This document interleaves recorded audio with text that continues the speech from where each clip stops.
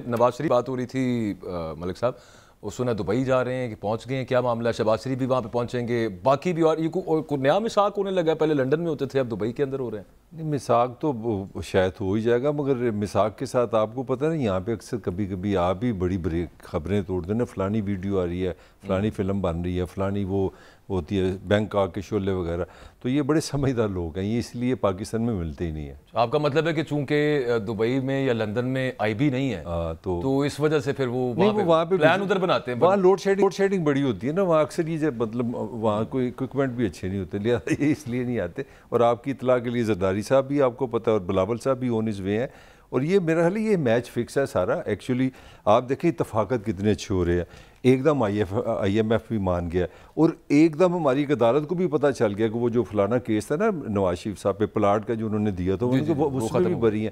مطلب ہماری ایک ایسا ایک سسٹم ہے، میں آج ہی سوچ رہا تھا کتنا خوبصورت سسٹم ہے سیاسی۔ ایک دن ایک گلوکار ہے، اس کو کہا گیا یار تمہارے اندر تو ایک بہت بڑا سیاستدان ہے، ابرال کی بات کروں تو وہ جناب وہ سیاستدان بن جاتے ہیں۔ ایک دن وہ پریس کانفرنس میں بنتے ہیں نہیں میں تو پھر گلوکار ہوں۔ تو مجھے لگتا ہے کہ یہ دبئی کا جو معاملہ ہے نا، یہ مجھے لگتا ہے ان کو نظر آ رہا ہے آگے الیکشن، اور الیکشن کی صرف ایک وجہ ہے، الیکشن کی وجہ بار بار جو میں کہہ رہا ہوں، اظہر نے بھی بات کی ہے کہ یہ ساری یہ جو فوجی عدالتوں کا مسئلہ ہے، یہ آئین کی کوئی لڑائی نہیں ہے، جو میں بار بار کہہ رہا ہوں۔ آپ سپریم کورٹ کو پولیٹیکلی کرش کرنے کے لیے اب ہو یہ رہا ہے کہ ان کو نظر آ رہا ہے الیکشن، اسی کے ساتھ دیکھیں کیسی خبریں آ رہی ہیں، نواز شریف پاکستان واپس آ رہے ہیں، خبریں آنی شروع ہو گئی ہیں، اور اندر کے ذرائع بھی کہہ رہے ہیں کہ ایز آن ہز وے۔ وہ قاضی صاحب نامزد چیف جسٹس، اچھا وہ ہو گیا۔ نمبر دو، جو جس طرح میں نے آپ کو بتایا تو کنڈیشن ایک کیس ہے، اب یہاں پہ بھی بری ہو گیا، پھر آپ کا آئی ایم ایف سے بھی معاہدہ ہو گیا، اور ایک میں آپ کو خبر دیتا ہوں، یہ جو دبئی جو جا رہے ہیں نا، یہ اس کے ساتھ سعودی عرب وغیرہ، یہ ایک پوری فضا بنانے لگے الیکشن کیمپین کی۔ یہ کوشش کر رہے ہیں ان لوگوں سے مل کے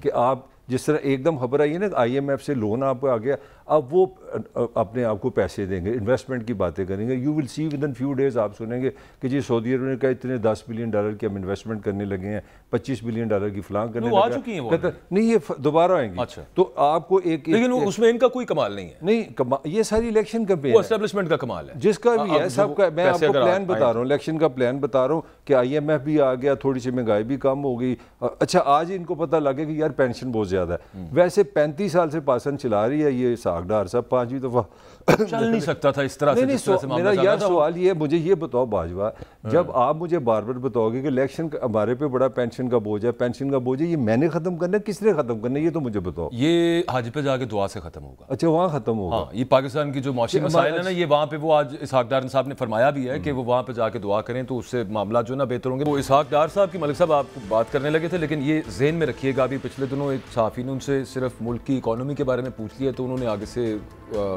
مطلب دستوں گریبان ہو گئے، باقاعدہ چپیڑ مار دی اس کو۔ تو آپ بھی ذرا احتیاط سے بات کیجیے گا جو آپ کرنے لگے۔ یار میری تو گال چھڑ، وہ آج انہوں نے 215 ارب کے جو چپیڑیں لگا دی ہیں پاکستانی کو، اس کا بھی تو کوئی حساب کرو نا، اس کا بھی تو جواب دو۔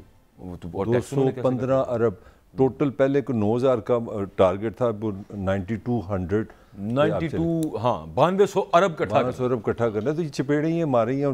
اب وہ کہہ رہے ہیں کہ پیٹرول بھی اس سے مہنگا شاید کریں گے، اس کا بھی بڑھا رہے ہیں، اور کوئی پراپرٹی آج پھر جو ایک قسم کا ٹیکس آپ نیا بجٹ آپ نے بنا دیے نا، وہ تو ہونا ہی ہونا نا، آگے آنا۔ اصل میں وہ چل یہ رہا ہے معاملہ، وہ کہتے ہیں کہ پاکستان جو ہے نا 72 سال سے وہ اپنی چادر کے مطابق پاؤں نہیں تھا، زیادہ پھیلا رہا تھا، تو اس کو لمٹ کے اندر لے کے آنا ہے آپ۔ اچھا یہ یار یہ مجھے بتاؤ، یہ 72 سال پہلے اس ملک کا جو وزیر اعظم یا صدر یا جو بھی چیف ایگزیکٹو تھا وہ اکبر باجوہ تھا، یا یہ ہمارا یہ ندیم ملک جو ہمارا کیمرہ مین، تم لوگوں نے پاکستان چلایا؟ یار خدا کا خوف کہو، 40 سال سے اکبر سے زیادہ ٹائم ہو گیا پی ایم ایل این کو، بجائے کہ یہ کہیں کہ یار ہم 40 سال سے اس ملک میں پینشن کا نظام صحیح نہیں کر سکے، ہم 40 سال سے پی آئی اے کو پروفیٹیبل نہیں بنا سکے، ہم 40 سال سے ریلوے کو پروفیٹیبل نہیں بنا سکے، ہم 40 سال سے اتنی بڑی ریاست ہے۔ میں آپ کو سمپل زبان میں بتا دوں، 9,000 to 200 آپ نے بتایا نا، دنیا کا کوئی مجھے ذہن بتا دو جو 9,000 ارب روپے کا ٹیکس اکٹھا کرے اور خرچہ اپنا کتنا رکھے، 18,000 ارب، یعنی کہ آپ کو میں 100 روپیہ دوں اور آپ گھر میں گئے سرکاری خرچے نہیں رہنے ہیں، باقی وہ آپ سے میرے سے ڈیمانڈ کر رہے ہیں کہ نہیں، یہ پوائنٹ بڑا ضروری ہے اکبر. یہ آئی ایم ایف ہے کیا؟ یہ پاکستانی کو جو بیمار کر دیا آئی ایم ایف، وہ میرے لیے نہیں ہے. آئی ایم ایف اس لیے ہے کہ ہم نے یہ جو پینشنیں دینی ہیں، یہ جو ہم نے پی آئی اے کا لاس ہے 600 روپے کا، سن تو لو نا. آئی ایم ایف کس لیے ہوتا ہے؟ یہ سانو آئی ایم ایف آ گیا، آئی ایم ایف آ گیا. یہ میرے ہم تو ان پڑھ لوگ ہیں، یہ کیمرہ مین مجھے بتاتے ہیں مجھ سے بڑی خوشی کی بات ہے کہ آئی ایم ایف ہمیں پیسے دینے لگا. میں کہا کاکا تین کی لبنا ہے تمہیں. میں ابھی بتاؤں کہ 56 روپے کا یونٹ ہے آپ کا ایک بجلی کا. آئی ایم ایف نے تمہیں کیا دینا ہے؟ 49% مہنگائی ہے کھانے پینے کی پاکستان میں. یہ اس ریجن میں آپ سر پکڑ لیں گے. میرے وہ غصے میں نکل گئے لفظ پنجابی بول دیا، وہ یہ تو بڑا گناہ میرے سے ہو گیا.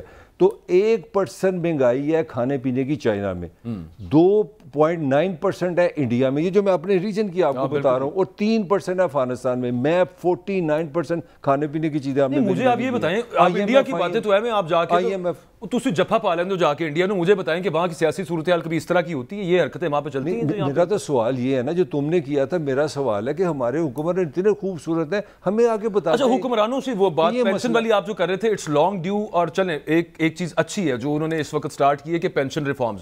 ایک چیز جو ڈار صاحب بتا رہے تھے ہمیں بھی پتا تھا.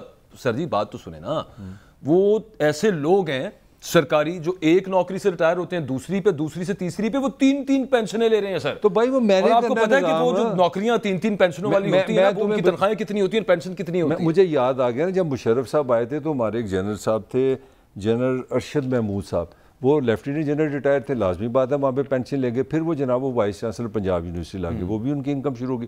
پھر جنرل صاحب کو مشرف صاحب کو پسند نہیں ہے کہ وہ اتنے بڑے عہدیدار ہو گئے وائس چانسلر، بڑے لمبے جو، پھر انہوں نے گورنر پنجاب بھی بنا دیے. تو یہاں پہ پھر مجھے بتاؤ، یہ میں نے پوائنٹ کیا تھا، بتاؤ نا مجھے، پینشن میں نے دی تھی یار. اکاؤنٹیبلٹی تو میں نے آپ سے کرنی ہے. میرا کام ہے اپنے وزیر خزانہ سے پوچھوں کہ بھائی یہ کس قسم کا نظام تم لوگ چلا رہے ہو جس میں لوگ تین پینشنیں لے رہے ہیں. تو 70 سال کے بعد یہ مجھے اچھی خبر دے رہے ہیں کہ دیکھ. اور ایک اور بات، پیروں کے کتنے پکے ہیں، پتہ ہے کیا لفظ تھا؟ میں نام نہیں لیتا. قاعدہ اخلاق یار، کون سا اخلاق؟ میرے ٹیکس پہ اگر کوئی بندہ 3 جگہ پینشنیں لے رہا ہے اور آپ اتنا اچھا معیار اپنا اخلاق کا رکھے کہ میں نام نہیں لیتا. اور بھائی پاکستان کے لوگوں کو بھی پوچھو، میں ابھی پرسوں آپ کو میں نے بتایا 59% جو ایک عام آدمی کی انکم ہے، 59% آپ کی کھانے پہ بھی جا رہی ہے اور تقریباً 40% آپ کی بلوں پہ جا رہی ہے.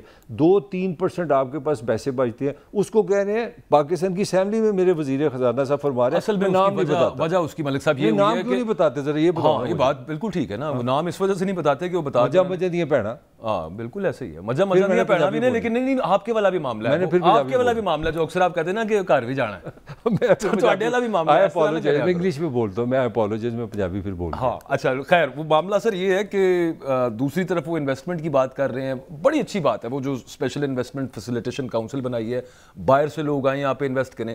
صورتحال یہ ہے کہ انویسٹ کریں گے سروسز سیکٹر میں کر سکتے ہیں، یہاں پہ وہ انڈسٹری لگا سکتے ہیں. بجلی اتھے کوئی نہیں رہی.